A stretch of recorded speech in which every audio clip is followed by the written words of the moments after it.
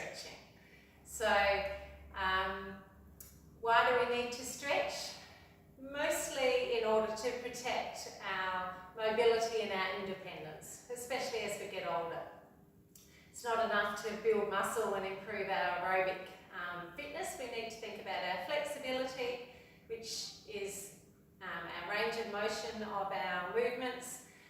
So the stretching will keep our muscles flexible, strong and healthy, and our joints will be able to move in lots of different directions that they're designed to.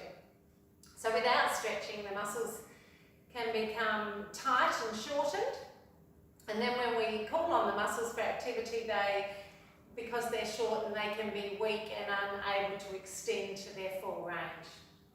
So that puts us at risk for pain and strains and muscle damage. The stretching has to happen on a regular basis. It's not necessarily just after exercise. So a daily basis is good, or at least 3 or 4 times a week. The reasoning, for example, if we sit in a chair all day, that will result in shortened hamstrings behind our leg because we are in the one position. So that can make it harder for you then to extend your leg out or straighten your knee all the way, which will in effect then limit your walking or inhibit your walking. So likewise then, if you were called suddenly to make a faster movement or a more strenuous movement, the sudden stretch in that tightened muscle could cause some more serious damage, a strain or a sprain or a strain. So an actual joint injury. So regular stretching keeps our muscles long and lean and flexible, and this means that it won't put as much force on the muscle itself. So healthy muscles improve a person's balance to avoid falls. So stretching can also help in falls prevention. So where to start? To think about daily stretching might seem a bit overwhelming, but if you don't do regular stretching, you won't magically get perfect flexibility because it takes a long while to get tighter muscles, and so it's going to take consistent stretching to lengthen out those muscles again. We used to think that stretching was really important as part of a warm-up to prepare the muscles for activity, and that idea has certainly changed a little bit. We prefer a gentle warm-up prior to stretching, so a light walk for 10 minutes or so to get the circulation and the warmth into those muscles to prepare for the stretching. And then also, if you are doing a more moderate intensity aerobic or weight training workout, you can stretch post that as well. So when we come to start our stretching program, a gentle warm-up, 5-10 minute walk, remembering if you've got a previous injury or a currently injured and unsure how to perform stretching safely, please see a qualified health professional in person, and definitely do not stretch to the point of pain. Stretches should be gentle and slow and never bouncy. So it's a long, gentle, consistent stretch. So we'll go into some stretches now, starting with our upper body. So we'll work on a chest and shoulder stretch for starters, which is going to stretch our pectoral muscles, major and minor, which join from our clavicle, down our sternum or breastbone, and up to the shoulders and upper arms. So it's a big fan-like muscle, our pec muscles, and we're going to stretch that and also stretch the front of our shoulder muscles. So if we stand up, you can also perform this seated, but stand up, feet shoulder width apart. We're just going to clasp our hands behind our back, straighten our arms, and then raise our arms, making sure we're not collapsing in the front of the chest. So lifting the heart up or lifting the chest to chin rather than dropping our chin down. So lift and stretch. And as I said, you should feel the stretch in the front of your chest and also across the front of your shoulders. And we hold this stretch for 30 seconds or more. Certainly you can hold the stretches for a minute or 2 minutes or whatever time allows. For the sake of this, we'll discontinue that stretch. I'm not sure if it was 30 seconds. Our next stretch is just a standing, we'll call it a tall stretch. Again, can be seated. So we're just going to take our palms, hands up together above our head, palms and shoulders relaxed. And we're just going to stretch our arms as high to the sky as we can. And with this, we're trying to lengthen through our torso. So we're feeling a stretch right down the sides of the body. Getting some stretch through the underarms and the shoulders.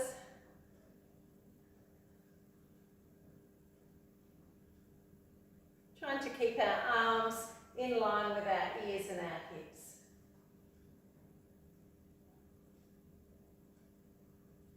And we'll release gently down. Okay, going into a standing lower back stretch. This is to strengthen and activate our glutes and might even relieve some lower back pain. So the idea of this, stand with our hips feet width apart, feet are firmly planted on the ground. Have your hands in supporting your lower back and keeping your chin just gently down towards the chest, and we're just going to arch our back just a little bit, whatever, doesn't have to be a big arch back, just so you can feel a stretch in your lower back and possibly in the front of your hips.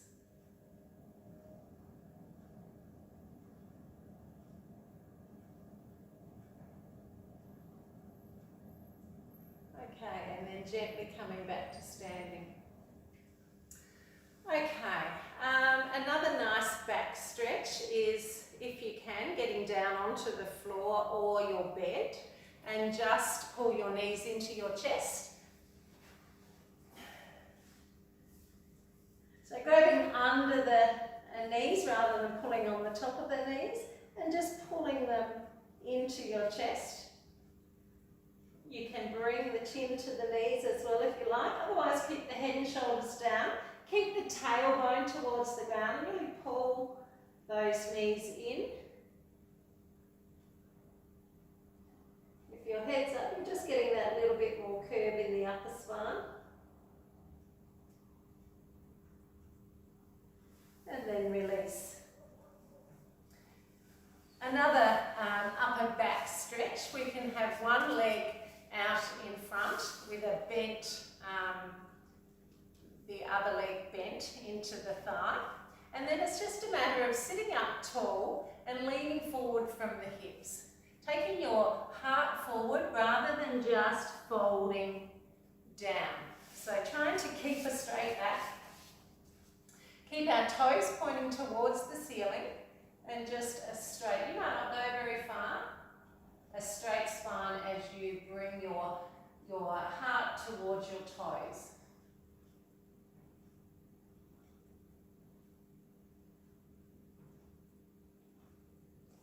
And then we would do the other leg as well. So the other foot comes in, sit tall, hinge at the hips, chest forward.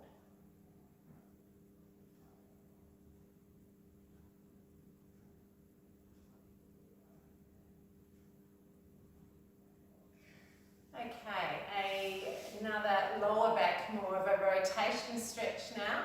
We can have one leg straight, one leg bent in, place the opposite hand on your bent knee, sit as tall as you can and then rotate towards the back. And when you're as far as you can go, just rest your back hand gently on the floor. So we're getting a twist through our spine, a rotation. This can be done in the chair. I'll hop up and do the other side in the chair.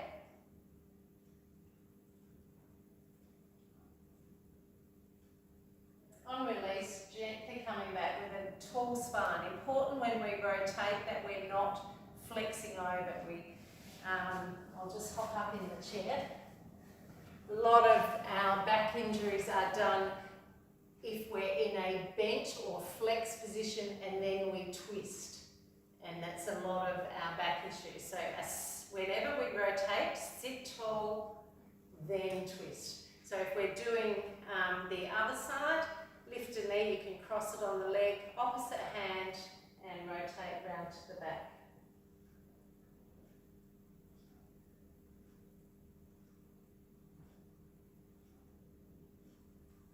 And we'll come back to centre.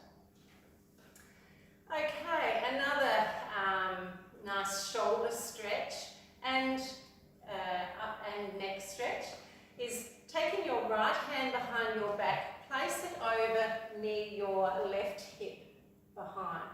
Grab that wrist with your left hand and then look down into your left armpit. So I'm getting a stretch through the side of my neck here and the right shoulder.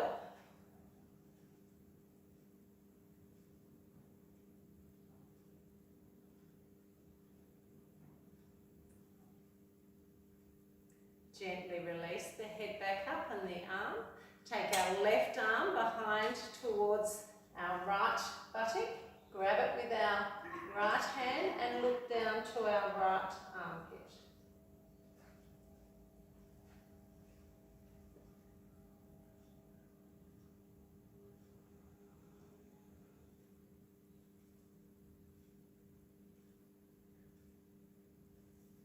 And release. Another lovely stretch for our upper back is to just bring our hands in front as though we're hugging a big tree and pull our shoulder blades apart. So you're making quite a curve with our back and really trying to spread and pull our shoulder blades apart through here. Keeping our shoulders away from our ears, so not hunching them up, keep them down as we pull them apart.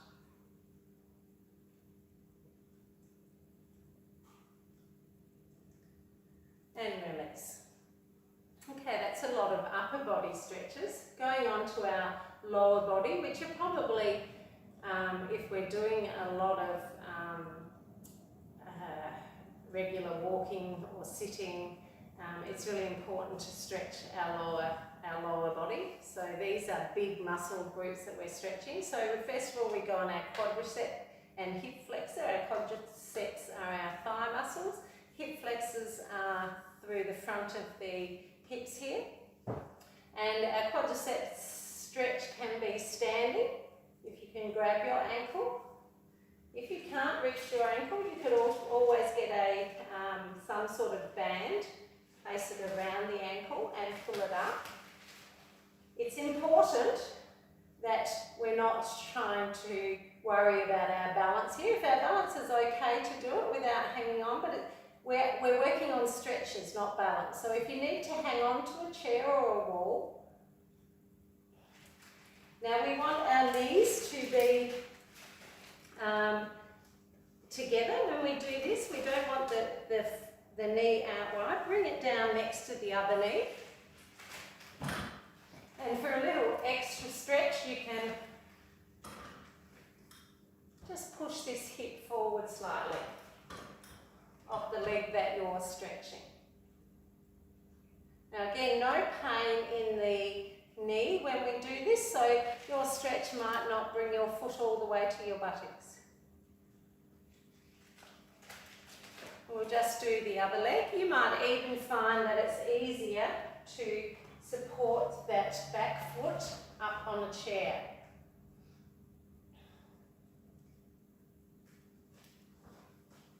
This can also be done lying on your side in bed or on the floor.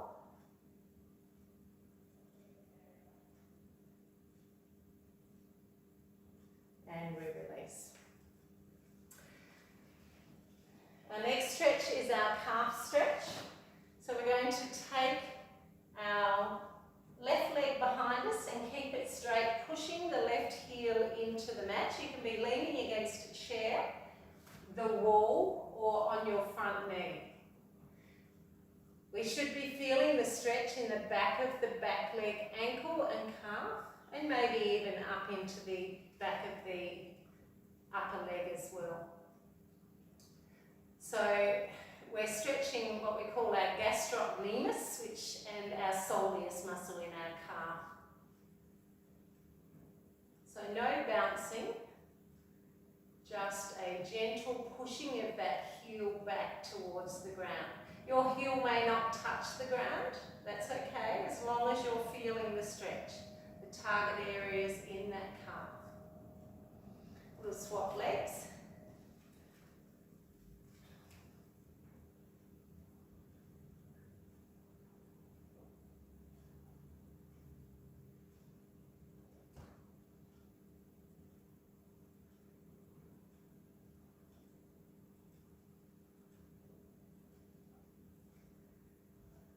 Our next stretch is our groin and quadricep thigh stretch again. This can be done on the floor, on a bed, or in a chair. If we're on the floor, we go into what we call a low lunge. So our front knee is over our front ankle and we're stretching the groin of our back. So we lean down, take that back leg as far back as we can to feel the stretch through the front of that leg. So this could be done on the bed, on the floor, and on the other side I'll show you a similar stretch in the chair.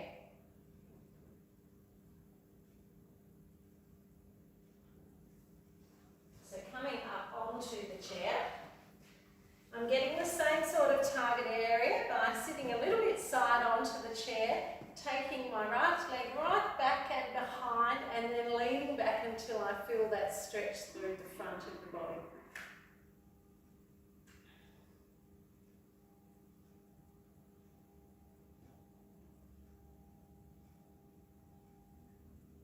And release. The last stretch I'm going to show you, there are hundreds of stretches, is my hamstring stretch, which really I find it is a really, really vital stretch for preventing lower back pain because our hamstring joins up onto our pelvis. If they're tight, that'll pull on our back.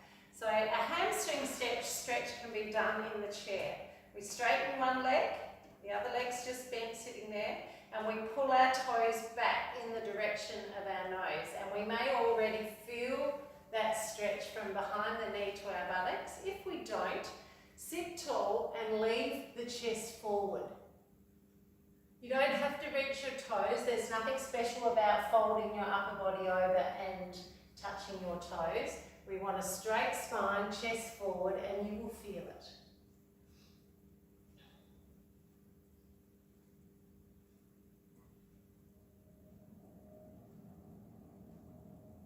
My other option, we'll do the other side, is to sit on the floor.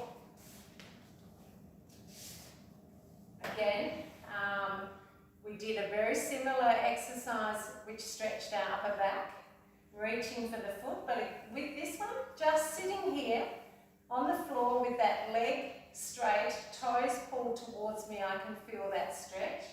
My preference though is to lay down on my back, take the leg in the air, point the toes to the nose. I can grasp behind the thigh and bring it towards me as much as I can. Some people won't even be able to straighten that leg fully because the muscles are quite tight. That's okay, as long as you can feel that stretch. Another thing you could do is get a band or a towel or something and put it under the sole of the foot and pull it to add a little bit of extra zap to your stretch.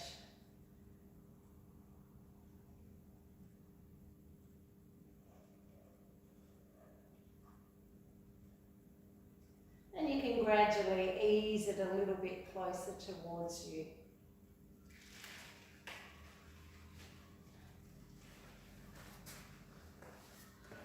So that's a number of stretches that you can do regularly on a daily or every second day, holding each stretch for at least 30 seconds, but up to a minute or two. Do your stretches when your body's being warmed up gently, so that your muscles are warm. Don't stretch past to the point of pain. A gentle discomfort might be what you're feeling in your stretch. There's many more stretches that you can do, but that's covering some large body parts there. So I hope you've enjoyed our stretching session, and I'll hopefully see you soon. Thanks.